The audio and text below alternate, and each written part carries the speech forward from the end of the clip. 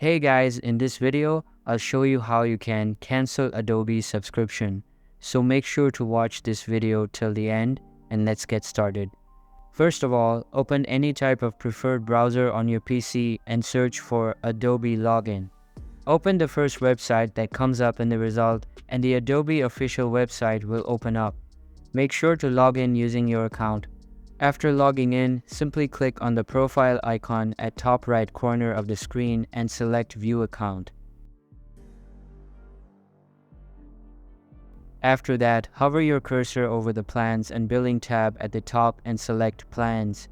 Now, I don't have any paid plans right now, but on this page, simply select the Cancel button and the plan cancellation page will open up. Simply follow the on-screen instructions, then you will be able to cancel the subscription. And that's how you can cancel Adobe subscription. Hope you liked the video. Thanks.